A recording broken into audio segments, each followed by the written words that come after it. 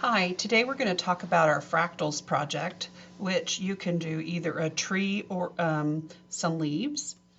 And here are just a couple of examples, and you can see they're a little different. One is more of a wide view, and one is more of a rectangular, tall view. And then here's some more other ones that were done similarly and have more of a rectangular view. You get to decide which direction you want your paper to go when you're doing this, and you get to kind of grow your own tree and figure out your things as you come to them. What I want to talk about today is the process that you're going to go through to do this project. And what you're going to do first is you're going to gather your supplies, and a reasonable priced sketchbook.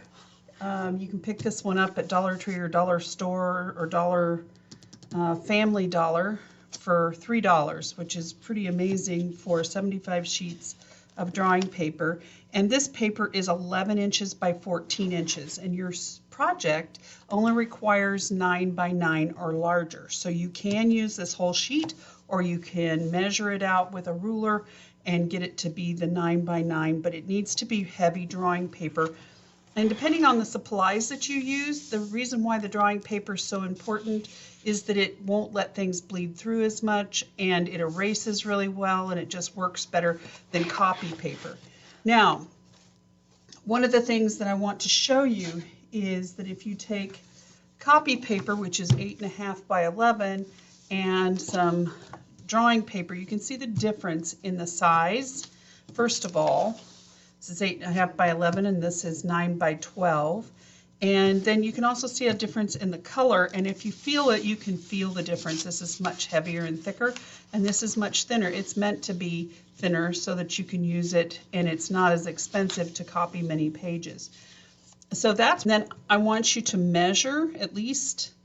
You don't have to measure if you're using a full sheet of the drawing paper, but if you decide to do a 9 by 9, then you would measure on this direction, and you'd measure twice because you can't draw a straight line with just one little mark. You can see my marks from before. Remember when you line them up that your hand is spread out like this to hold it still, and you draw the line. So now I know my tree design is going to go up here on my paper. Then you're going to take this, you're going to take a photo of this and send it to me, or you're going to collect this photo to send to me so that I can be guaranteed that your project matches what we talked about for the project. In the design it says it needs to be 9 inches or bigger, 9 inches square. So then you start drawing your tree, and here I've started drawing my tree on my paper. I decided to use the whole paper and not just the 9-inch square. And I've got plenty of room down here to do something fun for grass or whatever I want to do. So now I have to decide how big I want my circle to be, because I want to grow my tree out to get to the edge of my circle. So what I'm going to do is I'm going to pick a few things around the house. I have a couple of different bowls, a lid, maybe a roll of duct tape, and I'm going to just try them on for size. And I'm going to say, that one might look a little big. I think that it kind of doesn't need to be that big. And this one, let's see, that's looking pretty good actually. But I'm going to give the other ones a try too. This one looks a little small. My tree would be kind of like a little lollipop tree. And this one is probably still too small too.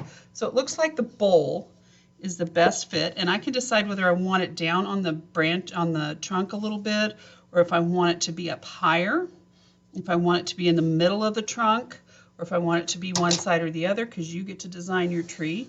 And then I'm going to trace around the outside of this bowl and then set it aside. Now I know how big to make my branches when I grow them out, right? Then for the vertical lines, I might just do the width of my ruler. So I'll hold my ruler really still with my hand spread out, and I will draw my lines back through the back. And this is after my branches are finished because it can be distracting if you're doing it when you're trying to draw the branches, although sometimes you can just kind of imagine that it's not there and you will be able to draw just fine. But if you'll notice, my hand is always spread out so that my ruler doesn't pivot while I'm drawing the lines that I need to do. Whoops, that one needs to go all the way down.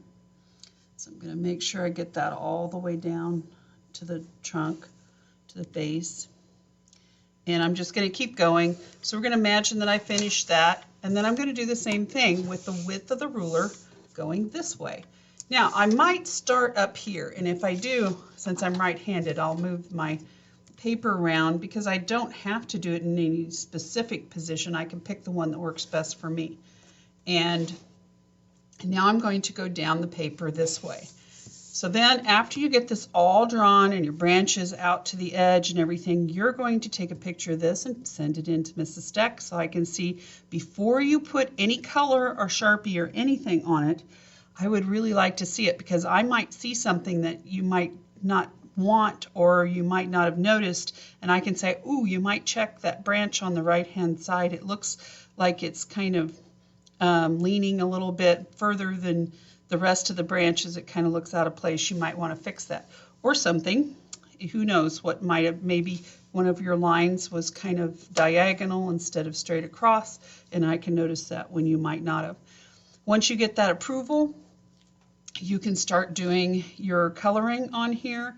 And what I would recommend is that, well, I have these examples here where the person took and they outlined everything with Sharpie. You could do that before you get started and then again after, and it'll look really sharp edges. But several of them did it without any Sharpie and it looks pretty cool. This one used a marker for the tree itself, and then the rest of it was kind of just color and nice bright color. This one used no Sharpie at all, and everything was just where the color ended, and the lines are kind of a little bit softer, and so it just looks kind of a little more, have a little bit softer vision. So you get to decide how your tree is going to look and whether you're doing warm or cool colors inside or out of the tree, and you get to decide what you're going to do with the trunk. Here's somebody that's tried to imitate kind of the look of wood. This person went ahead and used the lines, and they changed the look of the wood based on where those lines would have fallen. These people did something called Zentangle, or just doodling inside of the tree, which kind of looks cool too. So you get to decide all of that. That's all decisions that make it yours and make it unique.